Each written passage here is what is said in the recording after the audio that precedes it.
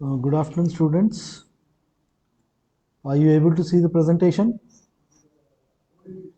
Please let me know in the chat box.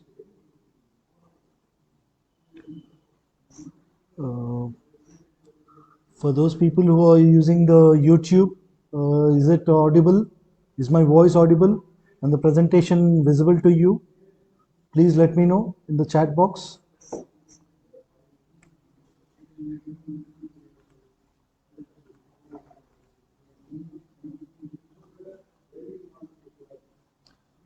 Okay, thank you, Shweta. Am I clearly audible to everybody? Please check with your friends who are using the YouTube.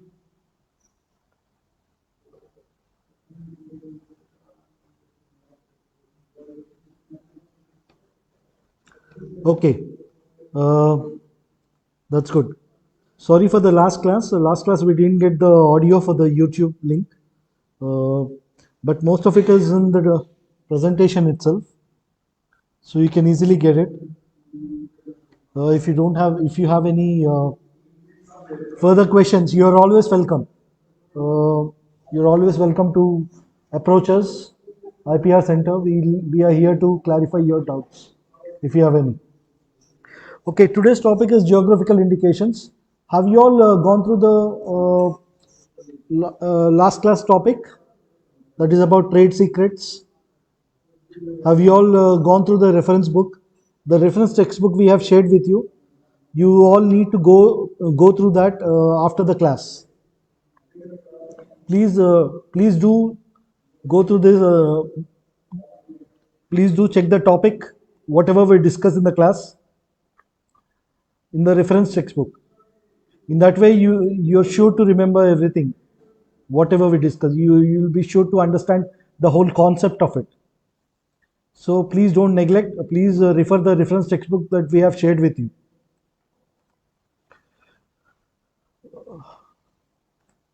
Okay, let's continue with geographical indications. Can anyone tell me what is a geographical indication?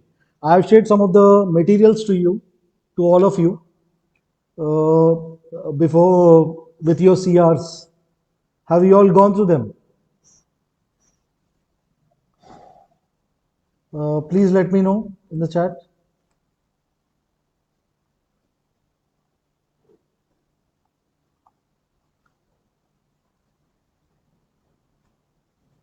Have you all gone through what the materials we have shared with you today?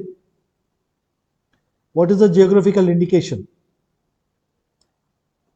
Okay, Appana Babu says yes. Uh, just give me a small example of what is a geographical indication. Give me one example of a geographical indication. Anything? Anybody? We have just shared the materials to you.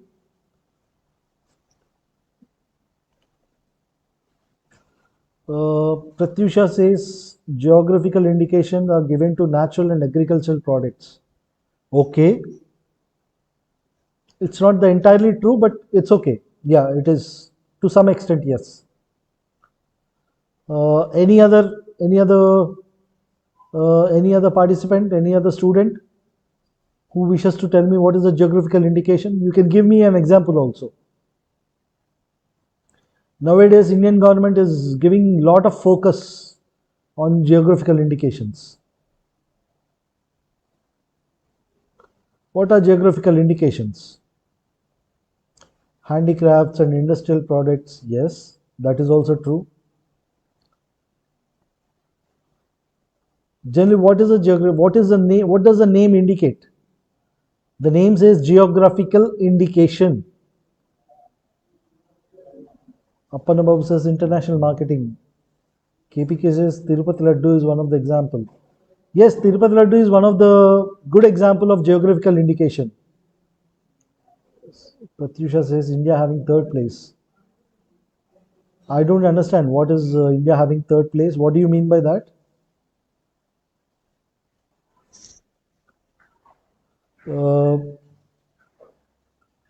Students, please don't spam the chat box. We can keep it interactive so that we can have a proper, good class.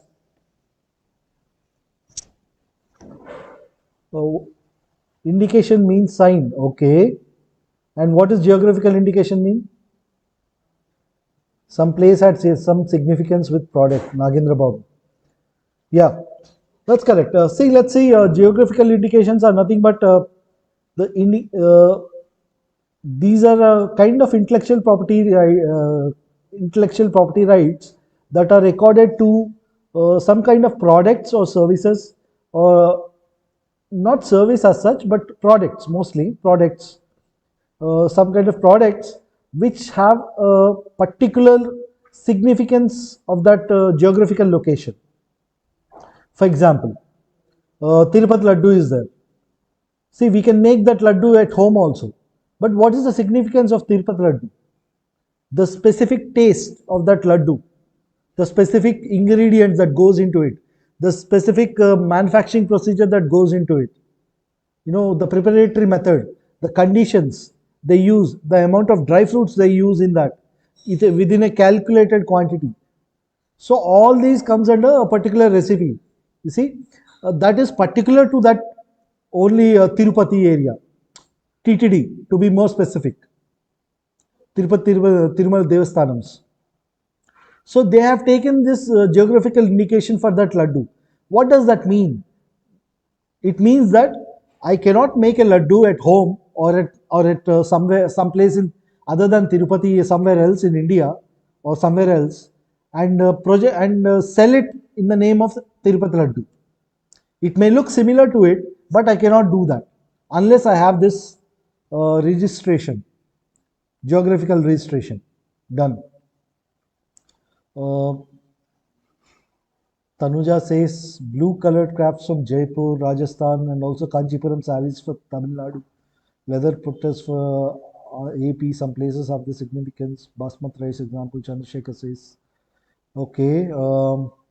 Example of sandal, we remember Mysore. Okay. GI is defined as a sign which can be used on products belonging to particular geographical location. Yeah, you're all correct.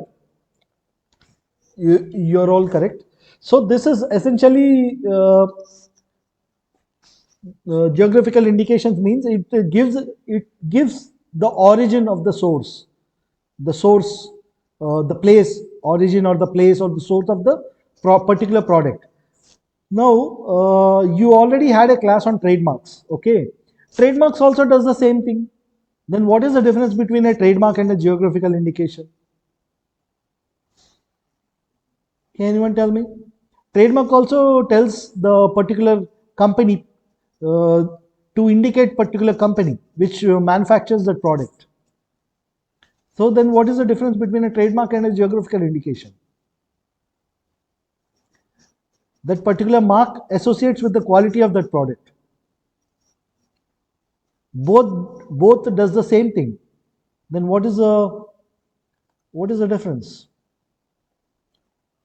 Chandrasekhar, okay, but please, you're saying Banaras saris. Okay, that's fine. Particular place indicates specific name, that is GI. Okay, but what is the main difference between a trademark and a GI? What is the function? Both does the same function, right? They indicate the origin of the source of a product. But there is a slight difference in that, in GI and trademark. What is the core difference?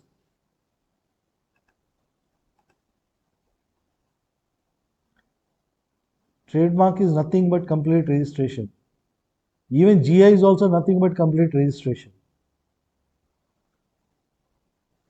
Even for a product to have a GI, it should be completely registered. Uh, Anyone else? Trademark is related to a company. Okay. Even GI can be related to a company or an organization. Yashashwini, you were somewhere right, but Shiva, you are not able to hear my voice. Uh, Students, are you able to properly hear my voice? Am I audible to you? Or is it low voice? Please let me know. Okay, I guess Shiva, then you have to increase your volume. Okay, GI is related to a place. Yes, Ashishwini, you're right. Uh, See, egg mark, not EGG, AG. Okay, egg mark is a trademark for a handkerchief. Okay, GI means geographically identified. Okay, Anusha says it is geographically identified. Okay, yeah, trademark can be anything. It cannot be, it may or may not be associated with a particular geographical place or location. Okay, but geographical indication is particularly associated with a particular location. For example, let's say certain kind of vegetables or fruits that are very specific to a particular region, and they are very famous for that. Let's say we have Banginpalli mangoes or Newsweed mangoes, Nagpur oranges. Why are they so famous? Because they have particular distinctive taste. Okay, they can be easily identified when they are in the market with their taste or with their size or with their looks. You know, that can this easy identification can also be due to because of the geographical locations where it has been cultivated, the temperature, the soil conditions, everything comes into picture when deciding that this is a geographical indication. You know, that should be distinct from the other varieties. It should have some special characteristics. If a product that is also available anywhere else is identified by distinct characters, then it can be qualified as a geographical indication. For example, the oranges we have in AP, or the oranges when compared to the oranges from Nagpur or of Maharashtra, you see there is a lot of difference in that. Nagpur oranges are little very small in size and they have distinctive taste. That's how they are registered as a geographical indications. This can be for any product, like it can be for a homemade dessert, or even a dessert from a particular region. Okay, even for the puppetry, leather handicrafts that are specific, that a place that is very famous for particular kind of handicrafts. Let's say Kondapalli Bomalu. You see, we associate the geographical name of that place with that product. So this is nothing but geographical indication. Araku coffee, the coffee that originates from the Araku Valley, that has got some distinct taste. It is called Arabica. So This is how the products can be classified, and why the geographical indication. And one more important uh, uh, one more important difference between geographical indication and a trademark is trademarks are generally it can be granted by to a person, also to a company, also to organization, to anybody, but GIs are never granted to one single person. It can only be granted to a association of a people, cultivators, or the uh, people who are making certain products in the within the region. So if they can form an organization or an association or some industry, and then they apply for a GI indication mark, then that is granted for all of them, to that association particular, or to that organization, so that all the people who are members of it can use that geographical indication mark to sell their products, to send the products to international markets. So that is the one key difference between a geographical indication and a trademark. I hope you all are clear with it. We will see in later stages. This is the basic difference. We will see in later stages what are GIs. It has got a lot of significance nowadays with respect to international trade. You see, the lot of agreements going on between countries. For example, India and Europe. Recently, there is a in news. If you have seen, if you have the habit of following news, you must have seen that there is a FTA being concluded between India and UK. FTA is nothing but free trade agreement. So in these agreements, they specifically mention about there is a chapter separately for intellectual property rights, so that how this country is going to protect the intellectual property rights of the other countries' companies in the similar way.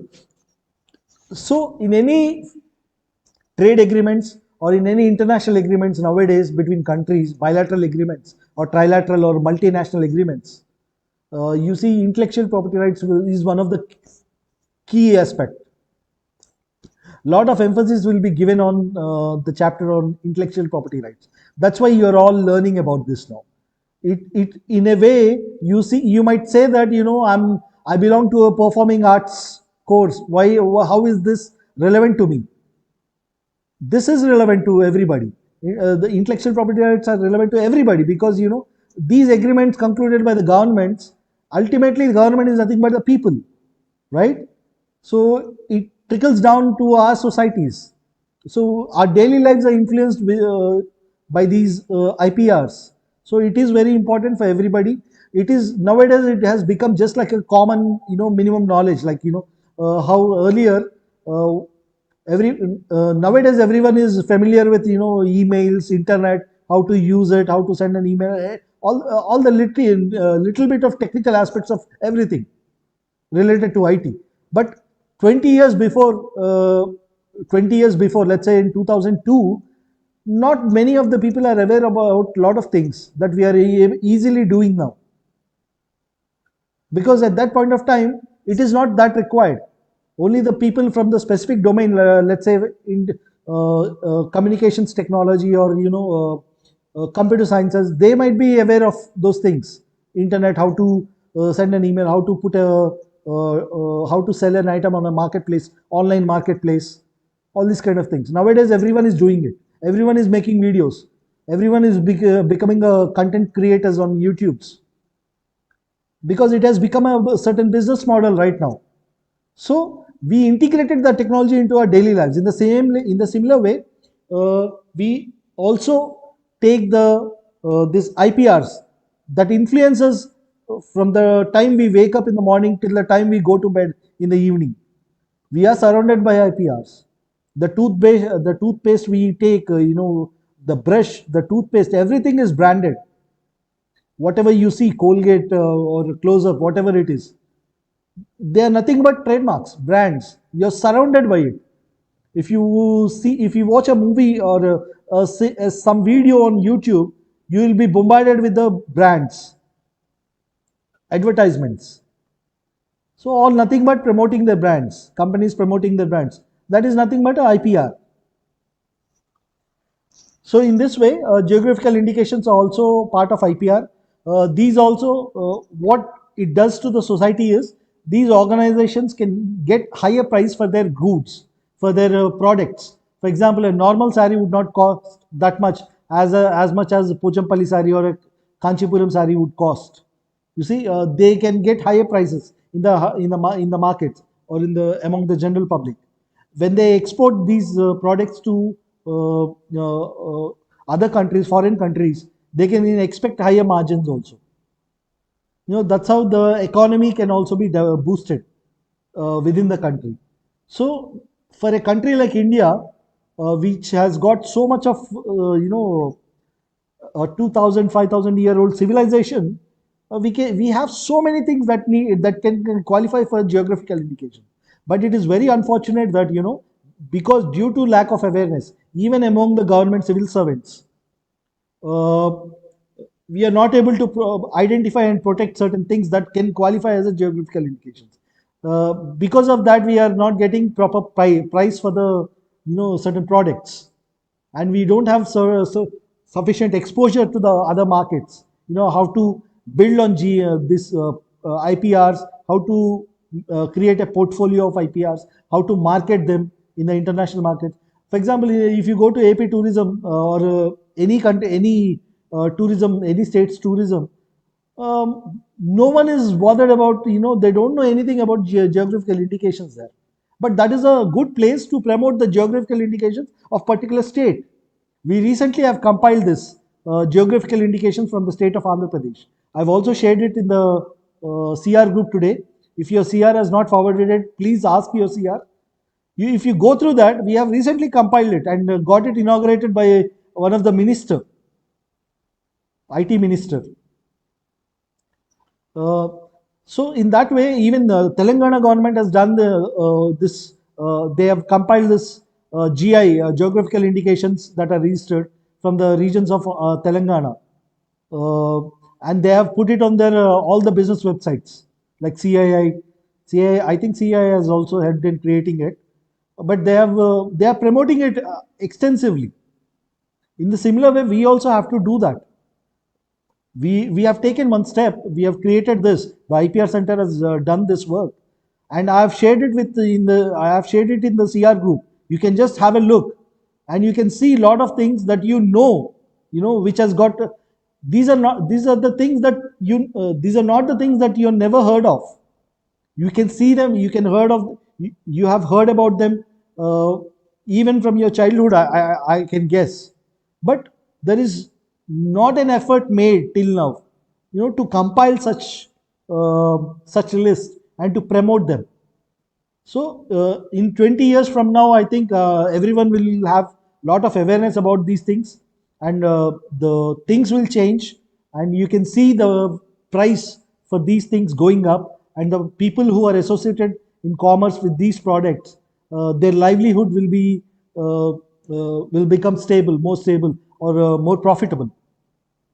That's how, when these communities or these particular organizations or these particular artisans or people develop financially, they can it adds so much of value to the product also, and in a way it uplifts the society. So in and we will be having a lot of choice with high quality goods in the market. So basically, that is about geographical indications. Everywhere it is geographical indications, but in Europe, especially Europe, they have even more specific standards for geographical indications. They have geographical indications classified as three different types of products. One is appellations of origin. We will be looking at it in the subsequent slides. Okay, let's say first, what is a geographical indication? As I said, it is a sign which can be used on products. Okay, belonging to a particular geographical location or region, or it possesses qualities or a reputation associated with that region. Mysore Kaja, Bandar Laddu. Even Bandar Laddu is different from Tirupati Laddu, but still, both of them are registered as geographical indications. Pulasa Chepa, it's called Hilsa fish in Bengal. The specialty of that fish is it swims upstream during the particular season. Okay, and it is very tasty, and it is very costly also. Everybody knows about this. But you know what?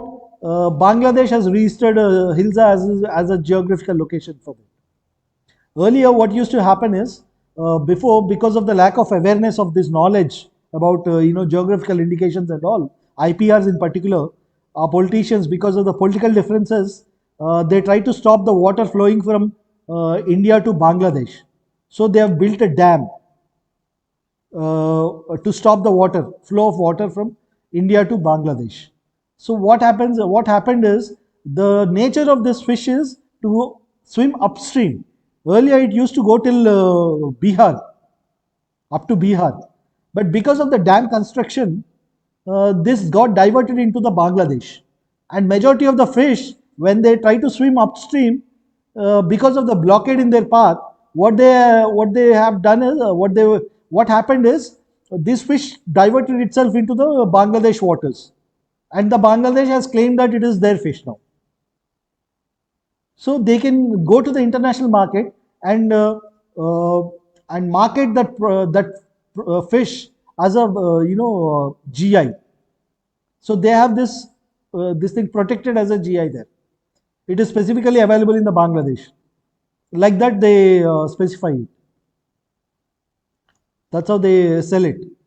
Because of the lack of this simple awareness and going for this political differences, because of that political differences, we lost a huge treasure. It costs so much in international markets, Hilsa, just like tuna or any other kind of exotic fish.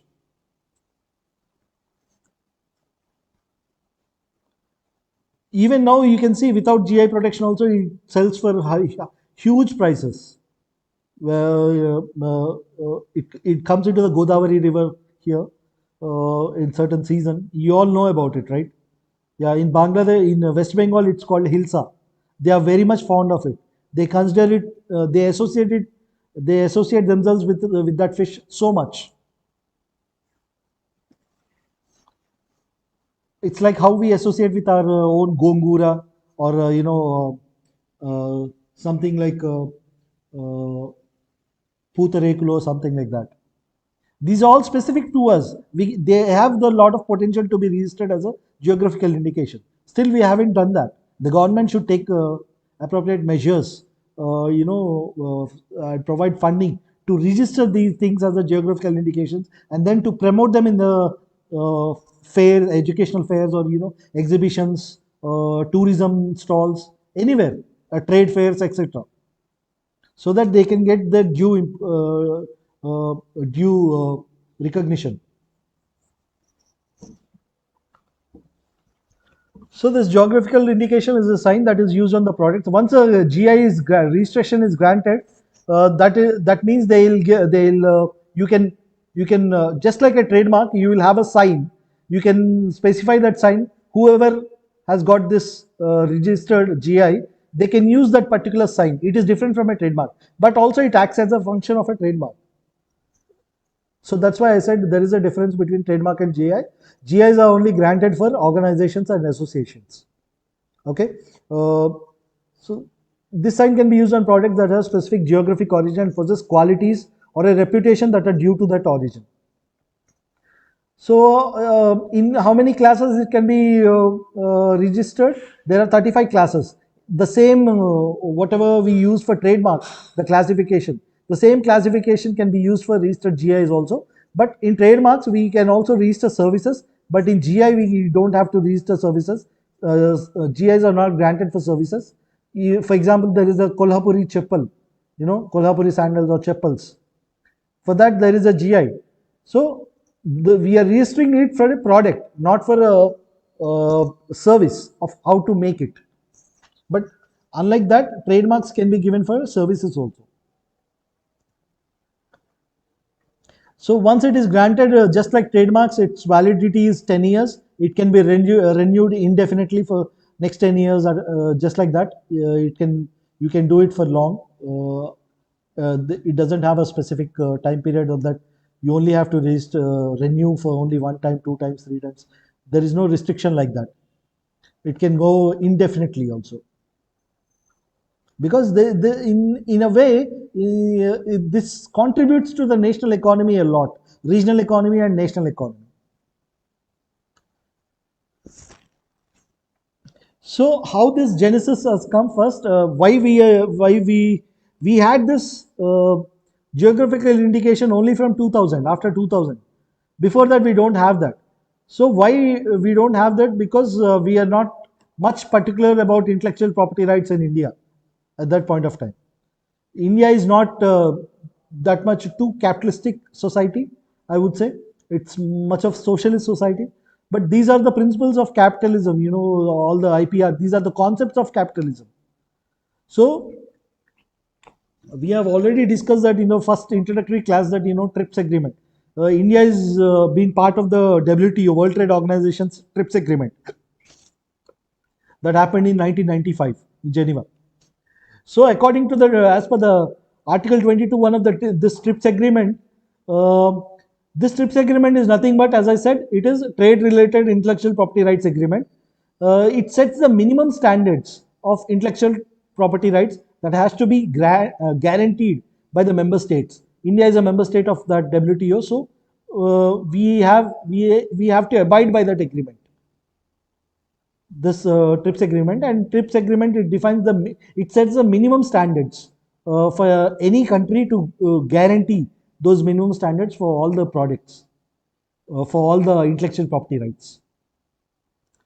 For example, for patents, it is like, the patentability criteria for patents: novelty, inventive step, and industrial applicability. And in the similar way, the term of a patent is 20 years. These are the minimum criteria that are fixed by the TRIPS agreement. So the Article 22(1) of the TRIPS agreement, it states that, uh, regarding geographical indications, it states that indications which identify a good as originating in the territory of a member is India in this case, or a region or locality in the territory, where a given quality, reputation, or other characteristic of the good is essentially attributable to its geographical origin. So they are defined geographical indications in this fashion, but they have also given a free hand for the countries or the member states to decide upon the strictness of implementing these things. They have just set a minimum standard, but how strict it should be, that freedom is given to the members. For example, some countries like US, Europe, for example, in Europe, they have, as I said, they don't have just geographical indications. Geographical indications classified into three categories. One is appellations of origin, they call. That is, if a particular product is originating from a particular village or a particular, particular place of a village, then that can be called as an appellation of origin. So if the same product originates from the neighboring village, it may not be called with the same name. It should be identified with another name. So that specific characters or necessities have been identified by the Europe, but not any other country in the world, because Europe is very much strict with geographical indications. They take geographical indications very seriously in any agreement, because much of the revenue they get, the European Union, much of the revenue they get from the other country, foreign exchange, as a foreign exchange, through geographical indications. So that's why in any trade agreement you see that these European countries or the European organizations, they don't. They are very adamant on getting higher protection for their geographical indications. In any country they are trying to go for agreement with. So that's about geographical indications. So what are the international treaties or conventions related to this? As I said, TRIPS agreement is one. WTO's TRIPS agreement that also mentions geographical indications in it. First, these are all similar to that of trademarks. Even for trademarks also, these are the four international treaties or conventions, basically for the identification of, source, the recognition of quality of the product associated with that product. recognition of that. Uh, so Madrid Agreement for the international registration of marks, Nice Agreement for the international classification of goods. All these Lisbon Agreement and Madrid Protocol. These are all you will study in trademarks also. You have studied in trademarks also. So these are common for geographical indications also. But specific to India, what we have is that can regulate this geographical indication is Geographical Indications of Goods Registration and Protection Act 1999 and Geographical Indication of Goods Registration Protection Rules 2002. So we started from 99 onwards.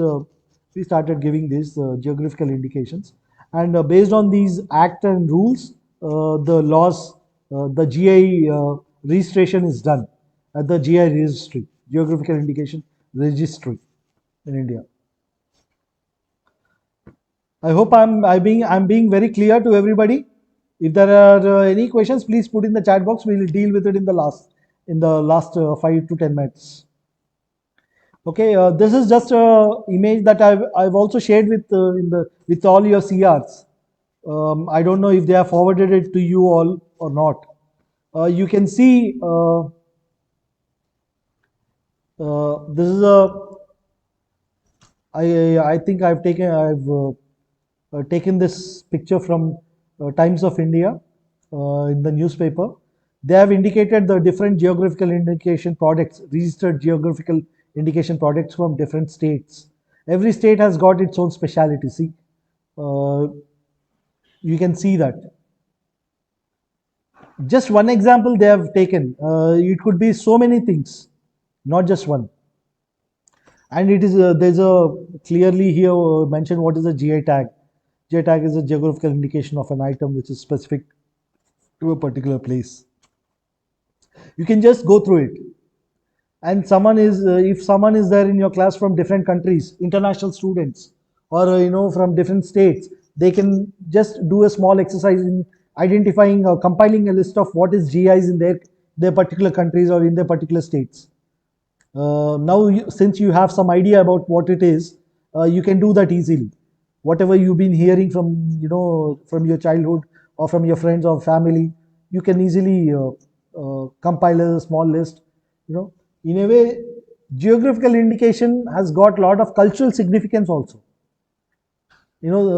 People can associate with those products very emotionally also. For example, let's say Gongura, we associate all the Telugus or the at least from people from Andhra Pradesh, at least they associated with that very much. Gongura, avakai. Avakai is nothing but a mango pickle, but not all mango pickles are same. But avakai is like unripe mango pickle. So we associated with those things because we've been seeing it from our childhoods, and that is specifically made in our regions, in our states, in our cultures. They are imbibed in within our cultures. So it has got a lot of cultural significance also. So that's why you see on international stage, countries are fighting for geographical indications, registration. For example, someone mentioned basmati rice. Yes, basmati rice comes from the Punjab region in the India. Punjab is here. Unfortunately, after partition, what happened? The partition happened is partition of Punjab. Actually, it's not just partition of India. It is a partition of Punjab area, and much of the Punjab went to Pakistan. So there is a basmati rice. They cultivate basmati rice there. So they also want to apply for a GI registration for basmati rice in Europe. So there was a fight uh, in Europe for registration of basmati rice as a geographical indication between India and Pakistan. I think both of them are granted GIs. I think. In the similar way, within India, Odisha and West Bengal, they have been fighting a couple of years back. They were fighting for registration of geographical indication for Rasgulla. Odisha says it is our Rasgulla, and West Bengal says no, Rasgulla is our GI. They had a fight, but what happened is they both are granted GIs in a way that the Rasgulla originates from Odisha is called Odisha Rasgulla, and the Rasgulla from Bengal is called Bengal Rasgulla. So, people are the states or the regions are they particularly associated with it with those products. They identify them as part of their cultures. Lot of importance we can see people are giving to these GIs. Why you can imagine now why Europe was so insisting about GIs. Europe is nothing but a mixture of states, different states. They have so much of differences between them. Because of their differences, because of the wars between them, actually the wars are European wars. They've become world wars. Those are the wars happened between UK, France, and Germany. But it has later termed as world wars because everybody got sucked in. Since these powers are colonial powers, their colonies also got into the wars, and that's how it became world wars. And they have so much of importance given to their products. For example, uh, the most common examples from Europe are cheese and wine. So they have a lot of varieties of cheese. There are a lot of varieties of wines that are protected as geographical indications or appellations of origin, as I would say. So, for example, the cheese that originates from France is different from cheese that originates from Italy. Parmesan cheese that is different from what this blue cheese that originates from France. So they insist on having that particular protection for them. In the same way, in India also, Alfonso mangoes that originates from Gujarat area. They have so much of export value. In the similar way, mangoes from AP, Telangana, Banginapalli, Newsweed. So yeah, every region has got so much of uh, uh, every region is different in such a way that their geographical climatic conditions or the soil conditions or the atmospheric pressures or whatever it is, they influence this particular quality of that products. But nowadays, because of the climate change, I'm not sure how these products can maintain the quality or the characteristics. Because of climate change itself, it is um, we can never be sure now about the qualities of the products. What I mean is the quality that is associated with the particular product of a geographical location that may not have the same quality in future because of the climate change. So in a way, it is also lost to the economy also in that sense. So, what is the difference between geographical indication and appellation of origin? As I said, geographical indication can be to a particular broader region, like a state or in a country or a place, but appellation of origin is more specific to the lowest denominator, like let's say a particular village of that region. The link with the place of origin is very strong for appellation of origin. The raw materials. So, for appellations of origin, the requirements are even more specific, so that only specific individuals from that particular area can claim that as a can register their products as a GIs or appellations of origin. In that way, what happens is they don't have to share the same brand or the same mark, registration mark with the others from the same place, same country or the same state. For example, Kondapalli Bomalu, that is specific to that particular village, that can be qualified as appellation of origin. But since we don't have appellations of origin, we only have the concept of geographical indication. We are calling it as GIs. But if we had the system of appellation of origin, Kondapalli Bomalu will be termed as a appellation of origin, not as a GI, because it is particular to that specific village, not to the corresponding regions. Yeah, the raw material should be sourced in the place of origin, and the processing of the product should also from the same place. So these are the conditions that should be met for product to be called as appellation of origin. And this is only for Europe, not for India or not for any other country. But in general, in general, you should know what is an appellation of origin. When a product it qualifies all these three steps, then it is called as an appellation of origin. So difference between GI and trademark we have already discussed. Trademark indicates source of products or service, usually a company. Even GI does that, but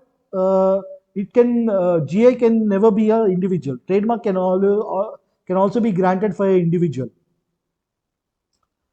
Usually it's granted for collective association or group, and it is for a particular geographical region. Uh, yeah. So some of the famous GIs, as I said, blue cheese, that's it's called Roquefort in France. Uh, the particular distinctive nature of this cheese is you can see that it appears in this blue color is visible. I think here it is seen as green, but it's actually a blue color, and it is labeled as Roquefort only. It's the cheese itself is called Roquefort with the place associated with the place because it originates from Soulzon in France. In the same way, some of the wines that are associated with places in Europe, Cognac, that is a variety of brandy that is named after the place in Cognac region of France. It's a commune in France. Uh, Scotch also, that's a whiskey from Scotland. No, it has got a regulatory body which regulates uh, the regulatory body itself actually grants this what they will see that what qualifies as a Scotch, what qualifies what kind of whiskey can be qualified as Scotch or not. So that is they have particular regulations. They have defined it in these Scotch whisky regulations 2009 that define and regulate the production, labeling, packaging, as well as advertising of Scotch whiskey in the UK. In the same way, there is something called Porto. That's a sweet red wine from Porto region of Portugal. Do you know how many varieties of wines are there? What are the different varieties of wines? Does anybody know what is a champagne?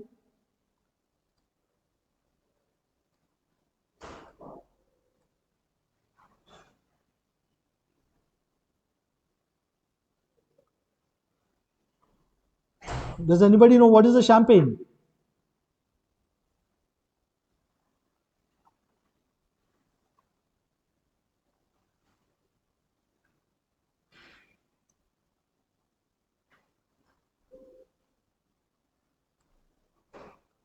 You can use the chat box. Are you all following? Have you ever heard about the word champagne? Yes, it is a type of wine. What kind of wine is that? Here in this example, you can see that Porto. I am saying it is a sweet red wine. So there is a red wine. In the same way, there is another kind of wine. It's called white wine. Champagne is a white wine. Okay, and there is another pink wine or rose wine also is there. So these are the three colors in which wine can be. You can have wine from in the market with these three types of wines. But the specialty of champagne is it's a sparkling wine. You can see bubbles coming from the wine within the. If you pour it in a glass, you can see bubbles coming from it. That's the specialty of that champagne. It's called a sparkling wine. So it originates from a region from a Champagne region of France. That's why it's called Champagne. Okay, but in the same way, if you see Spain, that is just below the France, they also have a sparkling white wine, but it is not called champagne because it cannot be qualified to be called as a champagne. If someone says that they prepare a wine there and sell it as a champagne, they are liable to be, liable for imprisonment and all. So their own wine near the area of Barcelona, that's called Catalonia, a region of the Spain. There they produce this wine called Cava, CAVA. If you can see some of it in YouTube also. There is a clear videos explaining what is the difference between champagne and cava. The price is different. Uh, there is not much difference in taste as such, but there is a lot of difference in the price. Champagne is more famous one. So in the same way, cigarettes. If you see a Cuban cigar that originates from Havana region, it is the circumference of that cigar is so huge. It is very famous for that from the rest of the other cigars. So in the same way, tequila shots that originates from a blue agave plant from Tequila region in Mexico. So this is the plant, blue agave plant. You can also see there are some documentaries in YouTube on YouTube how they harvest this tequila from agave plant. That plant is in blue color from this. It's a big industry there. You know, a small pint of glass of tequila, it would cost somewhere 600. That could be some like 30 ml or 40 ml maybe. It would cost so much. Why? Because just because it is a registered GI. So, as I said, Champagne is a sparkling wine from Champagne region of France. In India, the first registered geographical indication of India is Darjeeling tea. That was registered somewhere in 2003 or 4, I think. That was the first registered geographical indication in India. Tea, Darjeeling tea. Now you have Darjeeling tea, Assam tea, even the Sri Lankan tea, that's from Sri Lanka, of course. Nippon tea, I think. They call it Nippon tea. Earlier, Sri Lanka is called Nippon, maybe. No, Japan is called Nippon, I think. Land of Rising Sun. Ceylon tea, yeah. Sri Lankan tea is called Ceylon tea. Earlier, Sri Lanka is known as Ceylon. So in the same way, there is a certain thing called, Swiss. That is a uh, geographical indication for watches. You cannot consider any watch or Swiss knives, the military knife, the Swiss knife, multi-utility knife. These are branded as these are sold in the product in the commerce as Swiss knives, Swiss watches, Swiss chocolates. They have distinct identification. So it is all called because of that. So in order to use that terminology like Switzerland or Swiss to associate with that product, you should follow the manufacturing process should be following all these conditions. It should have been assembled there in Switzerland, or the technical development should be carried out in Switzerland. These conditions should be met. Only then you can call certain things as a Swiss watch or a Swiss knife or something like that. So in India, GI products are registered in the domains of handicrafts, agricultural, foodstuffs, alcoholic beverages. But alcoholic beverages are very low, whereas in Europe, you see huge number of geographical indications are belonging to the domains of alcoholic beverages uh, and foodstuffs, cheese more particularly. So yeah, as I said, first GI tag Darjeeling tea, it was granted in 2004. So some of the famous cases are there related to coffee manufacturers, from Ethiopia. What they happened is at some point of time, Ethiopia they wanted to trademark their coffee varieties, in US. So if they go for the trademark, what happened is Starbucks would no longer sell them as these three varieties with these three names. So Starbucks tried to oppose this trademark registration there for Ethiopia because earlier they had this geographical indication. But later I think they got some settlement. In the same way, there is a case of Colombian coffee where they employed different strategies. They created this logo, and they created this character and given their name to this particular character. His name was called Juan Valdez. And Juan Valdez is something like Srinivas. That common name there uh, in Colombia. How Srinivas or any other Lakshmi or any other name is so common in our region or in India. In the same way, this name is so common in Colombia. So some of the people, they started opening their coffee within uh, that region, saying that my name is also Juan Valdez. So I opened this uh, trade in my name, not in the name of what you created this character. But later it was not accepted, uh, because this is more popular one. So yeah, these are the case studies that are available in WIPO, World Intellectual Property Organization website. I'll post the link in the group. Your CRs can share it with you. Otherwise, you can ask them to share it with you if they don't. Okay, these are some of the examples. In the next class, we will be dealing with traditional knowledge and all. Okay, so that's about it. I will be sharing these slides after the next class. Okay, so since it's actually a continuation of that class. So till now, any questions? Now I'll go for the questions.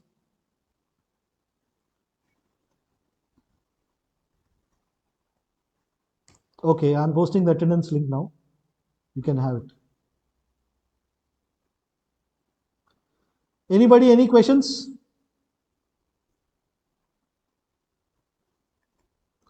I think I have to post it in YouTube also.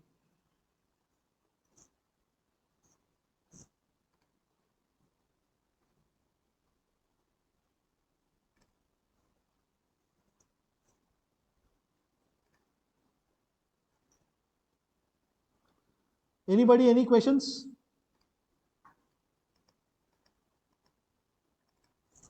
I think I have to post it in YouTube also.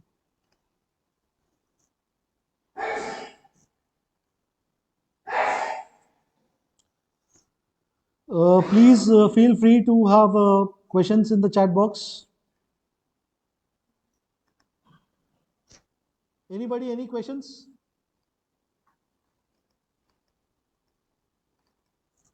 I think I have to post it in YouTube. I've shared the attendance link in the chat box. You can have it.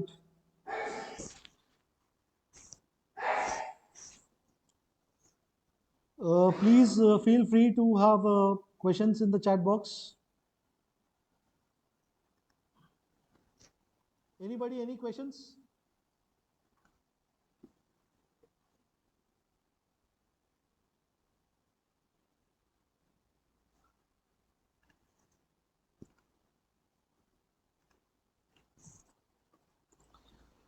Prachi, I've given the attendance link here, chat box. Sai Kumar says, what are the advantages of GI? Sai Kumar, are you sleeping? I've already explained it within the even before the first slide itself. Because of GI, the communities can get a good price if there is a GI recognition and there is a quality associated with that product and people can identify with it. There is a difference between a normal coffee and Araku coffee. They get lot of good price for the product. The people who are associated in the commerce. Please go through the links that we go through the material that we shared with you with your CRs. Please take from them. And also please go through the reference book we have shared with all of you. In the reference textbook, you can read the topic on geographical indications. So if there are no more questions, I think we can end the class. It's already 5. Any questions, anybody?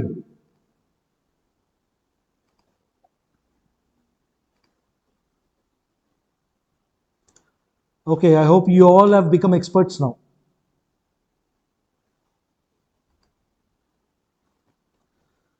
Okay, then in that case, we can